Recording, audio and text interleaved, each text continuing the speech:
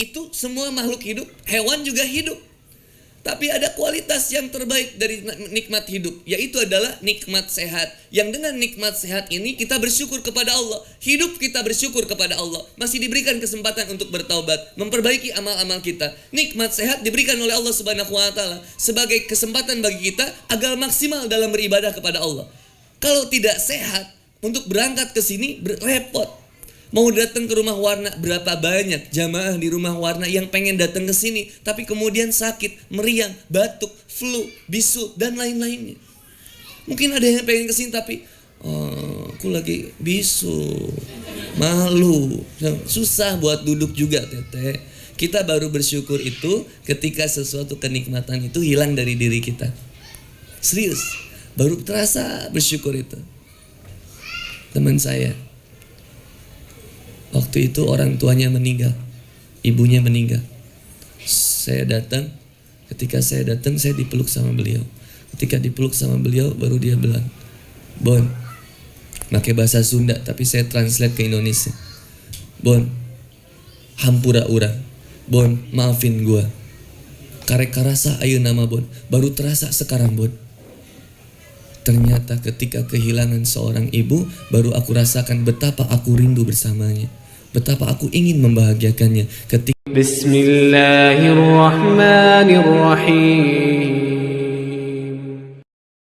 ibu sudah meninggal, baru saat ini aku terasa begitu menyesal. Lalu saya katakan kepada dirinya, "Brother, yang namanya penyesalan selalu adanya di akhir. Sudah, jadilah anak yang soleh untuk kemudian berbakti kepada ibu dengan setiap doa-doa, insya Allah akan diterima oleh Allah Subhanahu wa taala." Baru terasa nikmat, baru terasa rindu ketika sudah meninggal. Kita akan merindukan setiap handphone, SMS dari ibu. Baru kerasa rindunya ketika ibu sudah meninggal. Nggak ada lagi yang SMS, nggak ada lagi yang nelfon, nggak ada lagi yang WhatsApp, nggak ada lagi yang bawel cerewet di rumah, nyuciin baju, ngerapiin rumah, nyiapin makanan. Baru terasa ketika hilang, meninggal. Baru kerasa, mama di mana? Udah meninggal. Baru terasa hilangnya. Sebelum semua terlambat, nikmat hidup, nikmat sehat. Mumpung masih sehat, mampu bahagiakan orang tuamu. Mumpung masih hidup, sehat, ayo serius dalam beribadah kepada Allah Subhanahu wa taala. Don't waste me. Satu hari di akhirat sama dengan 1000 tahun di bumi. Satu hari di akhirat sama dengan 1000 tahun di bumi. Satu hari 24 jam, 3 jam di akhirat sama dengan 125 tahun di bumi. Maka kalau misalkan rata-rata umur hidup manusia 60 tahunan, berarti waktu di akhirat hanya 1,5 jam. 1,5 jam di akhirat sama dengan 62,5 tahun di bumi. Pertanyaannya, mengapa kita mau mengabaikan yang selamanya untuk yang sementara? Yang seharusnya korbankan yang sementara untuk mendapatkan yang selamanya. Demi Allah, cuman 1,5 jam. Itu pun kalau sampai 62 tahun, masalahnya kan belum tentu sampai.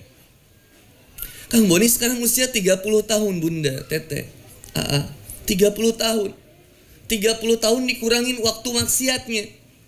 Oke, hitung dari tahun 2012, 2013 baru tobat. Baru 5 tahun mengabdi sama Allah. Dosa sudah pasti dicatat, amal belum tentu diterima. Ini yang ngerinya. Ya Allah, saya merasa puas cepat dengan amal. Saya merasa nyaman dengan apa yang saya kerjakan. Padahal amal belum tentu diterima. Dakwah mana Kang Boni yang belum tentu karena Allah? Ada mungkin. Berapa banyak dakwah Kang Boni yang mengharapkan puja dan puji makhluk? Ada sepertinya. Tapi saya nggak tahu di mana. Maka yang saya harus terus lakukan adalah jangan pernah berhenti dalam beramal. Ahsanu amalan, lakukan amalan-amalan yang terbaik. Karena engkau masih hidup dan engkau masih berikan kesehatan oleh Allah Subhanahu wa taala. Yang berikutnya ketiga, nikmat merdeka. Nikmat merdeka hanya diberikan oleh Allah Subhanahu wa taala kepada manusia. Hewan gak punya nikmat merdeka. Pohon tidak punya nikmat merdeka. Hewan kalau punya nikmat merdeka repot. Dikandangin, dibuka gemboknya. Ditutupin, dibuka slotnya. Bisa mikir hewan, coba. Harimau ditangkap, ditangkis, dia bikin obat bius buat manusia. Kan repot. Hewan hanya punya nikmat hidup, nikmat sehat, selesai. Tapi manusia punya nikmat merdeka. Apa nikmat merdeka itu? Silakan memilih. Ashabul shimal, ashabul yamin. Ada jalan yang di kiri, ada jalan yang di kanan. Ada golongan orang yang takwa, ada golongan orang yang senantiasa melakukan kemaksiatan. Potensinya tetap sama. Wa nafsi wa ma sawwaha, demi jiwa yang telah sempurna penciptaannya. Falhamaha fujuraha wa taqwaha. Aku tanamkan dalam manusia ada kesempatan untuk fujur, ada takwa. Nafsu yang buruk kalau terus dikerjakan berubah menjadi fujur. Imam Al-Ghazali membagi nafsu itu menjadi 3. Yang satu nama nafsunya ammarah bisu. Quran surat Yusuf ayat 53. Ammarah bisu, mendorong manusia kepada keburukan. Terus nafsunya dorongan yang buruk. Walaupun fitrah manusia senantiasa menginginkan sesuatu yang baik. Quran surat Ar-Rum ayat 30. Fitrahnya manusia Islam, baik. Gak ada manusia yang nyaman dengan sikap yang buruk. Gak ada seorang ahwat bilang, kenapa temenan sama si Desi? Iya, soalnya Desi mah pembohong, senang banget. Gak ada.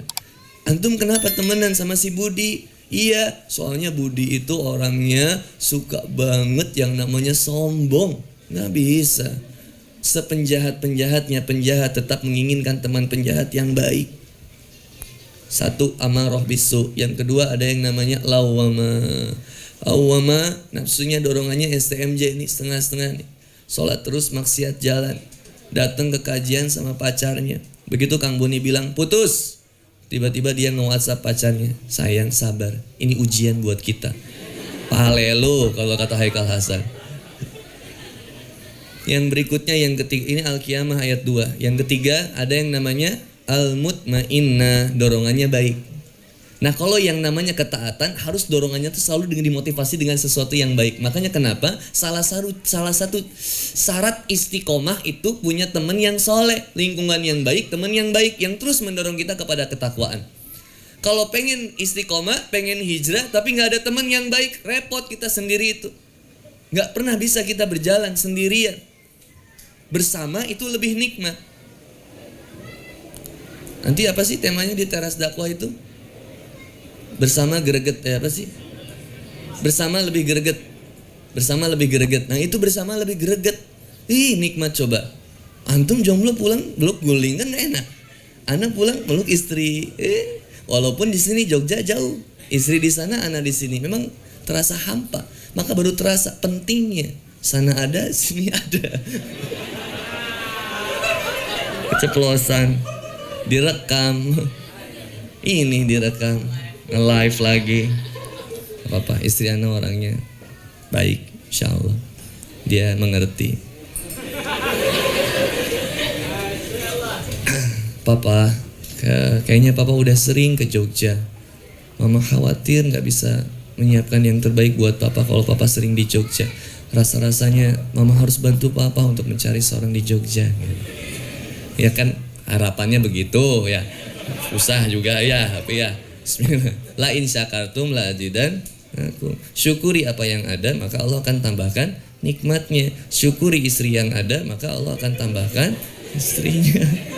Nah, masalahnya mensyukuri nikmat istri yang satu saja belum sanggup saya. Serius. Gak habis-habis. Seneng banget.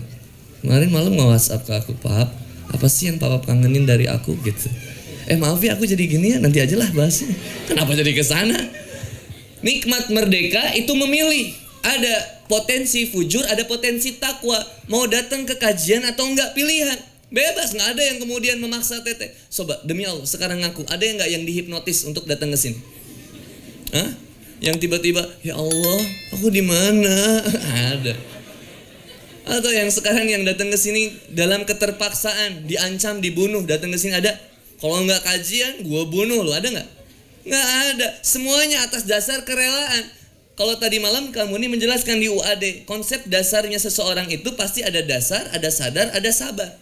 Dasar, sadar, sabar. Ada hal yang mendasari dia untuk kemudian dia sadar. Setelah sabar, ia akan bersabar. Dasarnya kalimat tauhid, la ilaha illallah Muhammad Rasulullah. Ketika adanya kalimat tauhid membuat ia sadar. Ini baik, ini tidak baik. Ini boleh, ini tidak boleh. Ini benar, ini salah. Maka ada pemisahan. Ketika ada pemisahan ini, maka kemudian ia akan sabar dalam meniti jalan yang ia pilih hanya diridhoi oleh Allah dan Rasulnya. Maka ketika dia milih untuk tidak pacaran, bukan karena nggak laku, tapi dia takut kepada Allah Subhanahu wa Ta'ala, karena dia sadar. Maka dengan kesendirian itu dia bersabar. Maka setelah dia sendiri lalu menikah, ketika ia menikah, memilih untuk menikah, dia punya dasarnya. Dasarnya perintah dari Allah dan Rasulnya. Kesadarannya dia kemudian udah mulai muncul kesanggupan untuk menikah. Benar apa tidak? Lalu kemudian ketika sudah menikah, bersabar dengan pernikahan itu. Punya anak, dasar, sadar, sabar. Semua aspek yang kita lakukan pasti ada dasarnya. Sadaran muncul dan kita dituntut untuk sabar. Teteh dihijab, nggak mungkin nggak ada dasarnya. Teh kenapa dihijab? Iya aku tuh nggak tahu kenapa ya, nggak mungkin. Yang pakai hot pants saja ada dasarnya. Kenapa pakai hot pants? Coba, akhwat tolong, ini mumpung live. Coba akhwat wanita Indonesia tolong. Hantu di Amerika aja udah dihijab, Falak, Denun, udah dihijab. Ya, udah dihijab, syar'i lagi hijabnya. Kuntilanak udah syar'i, gamis, kedodoran. Itu kuntilanak. Dan seumur hidup Kang Boni tidak pernah bertemu dengan kuntilanak pakai hot pants. Benci sikap dan sifatnya, tapi nggak boleh benci orangnya. Jadi kalau ada orang yang masih dandan pakai hot pants, tiba-tiba teteh keluar dari kajian ini, ada yang pakai hot pants, kuntilanak. Jangan. Benci sikap dan sifatnya, tapi tidak boleh orangnya. Sayangin, boleh nggak? Yang belum hijab ikutan kesini boleh? Yang masih ada yang tatoan, masih mabuk ikut kajian di Rumah Warna boleh? Sama Kang Boni bisa, nggak tahu kan sama yang lain. Kalau sama boleh nggak? Boleh. Yang masih pakai rok mini ikut kajian boleh? Jangan. Apalagi di depan duduknya, kan anak yang stres. Ya, jangan dulu gitu, dirapihin dulu. Nanti ada tim yang ininya ya di depan itu. Teteh, Masya Allah mau ikut kajian ya teh? Iya. Maaf ya teh, hot pantsnya kita tutup dulu pakai selendang ya. Oh iya, iya nggak apa-apa. Ini hijabnya ya teh, meskipun masih pakai hijab nyenglet. Hijab nyenglet itu hijab yang digituin doang gitu ya, nggak apa-apa, motivasi dulu kesini nanti dirangkul. Gimana teh tadi kajiannya? Iya ya, aku teh kayaknya lebih buruk dari Kunti. Nah baru kan akhirnya kesadari. Akhirnya dia berhijrah. Maka nikmat yang ketiga, nikmat merdeka. La ikraha fid din, qad tabayyana rusdu minal ghayy. Quran surat Al-Baqarah ayat 256. Tidak ada paksaan, tapi setiap pilihan yang kita pilih ada pertanggungjawaban di sana. Kalau milih kepada jalan yang takwa, sesuatu yang baik menurut Allah, maka kata Allah Subhanahu wa taala, "Faman yuridillahu ayyadiyahu yashrah sadrahu lil Islam." Quran surat Al-An'am ayat 125. Allah berikan hidayah itu. Maka setiap pilihan yang baik karena Allah akan muncul nikmat hidayah. Nah, nikmat hidayah ketika diberikan oleh Allah Subhanahu wa taala, ini kenikmatan yang paling tinggi. Percuma hidup, percuma sehat, percuma kaya raya, tapi tidak memiliki nikmat hidayah, sengsara.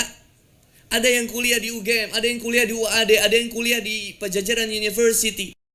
Unpad maksudnya. Indonesian University, UI misalkan, IPK-nya cum laude, tapi nggak pernah sholat, percuma. IPK itu indeks prestasi ketakwaan, itu yang paling penting. Indeks prestasi kumulatif standar. Ini indeks prestasi ketakwaan yang dinilai takwanya. Yang paling terbaik takwanya. Jangan dilihat dari fisiknya. Bisa jadi ada orang yang cerdas tapi tidak pernah sholat, tidak cerdas di hadapan Allah. Bukankah yang namanya Abu Jahal itu cerdas sebenarnya di pandangan makhluk? Cerdas, tapi dianggapnya sebagai ayahnya orang yang bodoh. Tapi sebodoh-bodohnya Abu Jahal masih memiliki Tuhan. Masih percaya bahwa Tuhan itu ada. Nah sekarang ada orang yang ateis. Ini lebih-lebih dari Abu Jahal. Zaman dahulu, zamannya Nabi Musa alaihissalam, Fir'aun, bayi laki-laki dibunuh. Zamannya jahiliyah, bayi perempuan dibunuh. Zaman sekarang belum kelihatan laki perempuan dibunuh. Coba gimana nggak dikasih gempa coba kita? Tiap hari bencana, tiap hari bencana. Kenapa? Ada yang masalah. Apa yang masalah? Maksiat. Kemaksiatan mendatangkan azab. Maka yang harus kita lakukan di Indonesia ini memang darurat taubat. Masih ada yang maksiat di kita, masih sarkem masih aktif. Maaf. Ya ininya jujur ya, masih aktif. Lah peran kita gimana? Nyaman ada yang maksiat? Enggak. Lalu gimana ekspresi nyaman? hati-hati. Wajahmu tidak memerah melihat kemaksiatan, artinya engkau menerima kemaksiatan itu terjadi di daerahmu. Tapi wajah yang memerah kemudian sikap ketidakpenerimaan, gak bisa ini gini terus, artinya ada keimanan dalam dirimu. Kalau sudah melihat yang pacaran kitanya stres, ada yang pacaran kita, ya ampun ya Allah, ini kok pacaran di depan umum banget sih ya Allah, saling suapin makan nih, ya Allah jijik. Meskipun dulu kita pernah begitu. Nah, kebencian yang kau munculkan karena kemaksiatan itu ciri bahwa taubatmu sudah diterima. Ciri taubat diterima itu benci terhadap kemaksiatan yang pernah kita lakukan. Maka nikmat hidayah, nikmat yang paling tinggi. Nah, ketika nikmat hidayah muncul, mendatangkan konsep yang lebih besar lagi. Apa? Rizki yang luar biasa.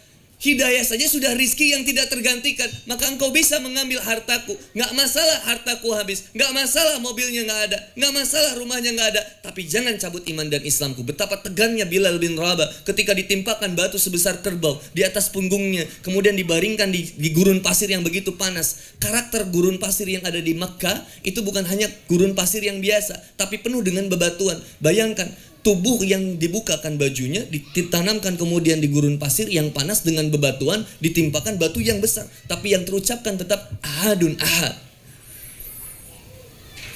Ingin membacakan Quran surat Al-Ikhlas, lupa. Yang teringat cuma segitu, ahadun ahad. Tapi ingatnya cuma segitu, menghujam kepada dirinya. Ia tidak mau menggadaikan keimanannya. Kita hafal berapa surat, berapa ayat, tapi tidak pernah yakin kepada janji Allah. Kalau tidak hidup dengan janji Allah, kalau tidak hidup dengan berharap kepada Allah, mau berharap dan memenuhi janji siapa lagi? Siapa yang mau kita pegang janjinya selain yang paling terbaik adalah janji dari Allah Subhanahu wa Ta'ala. Demi Allah, ketika hijrah saya memang kecewa. Kenapa? Kenapa dulu saya maksiat, rizki banyak, serasa uangnya banyak, semuanya aman. Begitu saya berhijrah, kok jadi habis semuanya. Rumah habis, mobil habis, motor habis. Jadi gak punya apa-apa. Tapi kata istri saya, itulah cara Allah menghapuskan dosa-dosamu dan membersihkan harta-hartamu. Ayo mulai lagi pap, dari nol. Alhamdulillah. Paling inget, enak itu kalau datang ke Pertamina ngisi bensin. Mulai dari nol ya, astagfirullahaladzim, ya Allah. Ingat aku teh bener ya, kata aku ya. Ingat ya Allah, mulai dari nol ya Allah, astagfirullahaladzim, istighfar. Setiap kalimat istighfar yang keluar, inilah konsep. Nah ini baru Quran surat 10, Quran surat 71 ayat 10 sampai 12.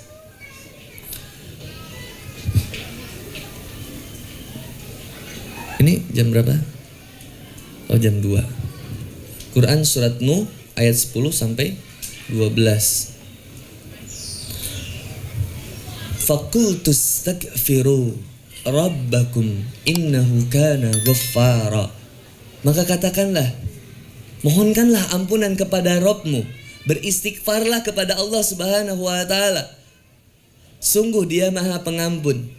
Surat 11-nya, yursilis samaa'a 'alaikum midrara. Maka Allah Subhanahu wa Ta'ala akan menurunkan hujan yang lebat. Lalu kemudian wa yumditkum bi amwali wa banina wa yaj'al lakum jannati wa yaj'al lakum anhara. Dan Dia memperbanyak harta dan anak-anakmu dan mengadakan kebun-kebun untukmu dan mengadakan sungai-sungai untukmu. Rezeki yang terlupakan itu kadang tidak kita jemput dengan memohonkan ampunan kepada Allah Subhanahu wa Ta'ala. Bukankah dahulu kita seorang yang pemaksiat, pernah bermaksiat, pernah berzina, pernah melakukan dosa yang luar biasa. Sekarang kita sudah bertobat, tapi jarang beristighfar kepada Allah, bermasalah. Rasulullah SAW dalam satu malam satu hari saja beristighfar kurang lebih sebanyak 70 kali. Bertobat 70 kali. Beristighfar 70 kali dalam semalam. Kita yang bukan Rasul, bukan Nabi, tidak mau beristighfar. Naik motor, teteh sambil istighfar, nikmat teh. Ini kalau teteh naik motor cuman ngelamun, lihat iklan Pond's White Beauty, RH Skincare, iklan ini, iklan itu, di stopan ngelamun lagi. Dia ada lalat, subhanallah. Paling enak diisi dengan istighfar. Astagfirullah, astagfirullahalazim, Astaghfirullahaladzim allazi la ilaha illa huwal hayyul qayyum wa atubu ilaih.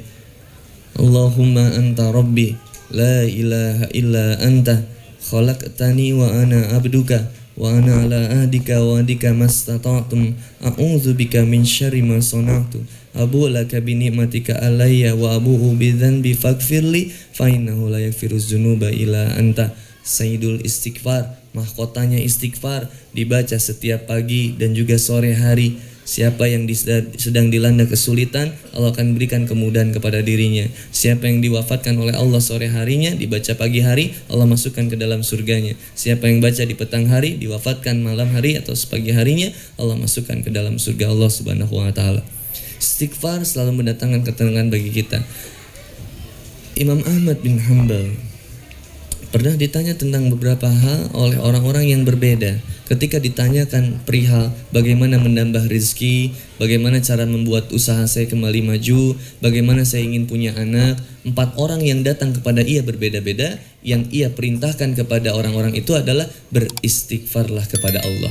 Apa masalah kita? Banyak hutang, ada cicilan motor, cicilan mobil, cicilan kredit yang belum lunas, terjerat dengan riba, ada masalah ekonomi, ada masalah yang dengan keluarganya, ada yang pengen punya anak lagi tapi belum punya anak, ada yang sama sekali sudah menikah belum punya anak.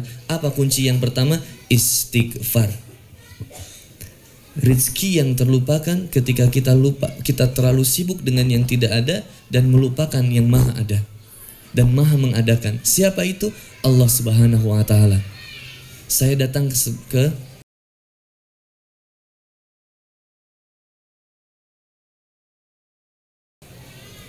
sebuah tempat di kota Karawang.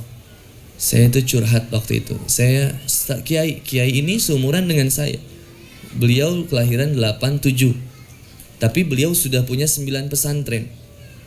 Saya tanya, Kiai, saya pengen punya 1 pesantren belum jadi-jadi. Lah Kiai udah punya 9 pesantren. Gimana sih Kiai tips and triknya gitu? Dia jawab begini, Kang Boni, yang Kang Boni lakukan sibuk memikirkan yang tidak adanya, lupa memikirkan yang maha mengadakannya. Yang Kang Boni cari uangnya dulu, bukan Allahnya. Yang saya cari Allah dulu. Allah yang akan mengadakan. Benar. Yang kadang suka kita repotkan masalahnya, bukan yang maha menyelesaikan masalahnya. Bertawakal kepada Allah dibarengi dengan ikhtiar, itu konsep yang paripurna luar biasa dari setiap manusia menghadapi setiap permasalahan yang ada. Ikhtiarnya boleh, bertawakalnya jangan lupa. Kalau ngusir nyamuk cuman pakai autan, standar. Ngusir nyamuk cuman pakai hit, one vape, baygon, itu standar. Tapi kalau ngusir nyamuknya pakai tauhid, itu luar biasa. Ya Allah ya Rabbi, Kau yang menciptakan nyamuk ini, Kau yang mendatangkan nyamuk ini ya Allah. Indah nyamuk ini berada di rumahku ya Allah. Seandainya rezeki nyamuk ada pada diriku, silakan ya Allah, hadirkan rezeki dariku untuk dirinya dan jangan sampai ia mengganggu tidurku. Aku sisakan jempolku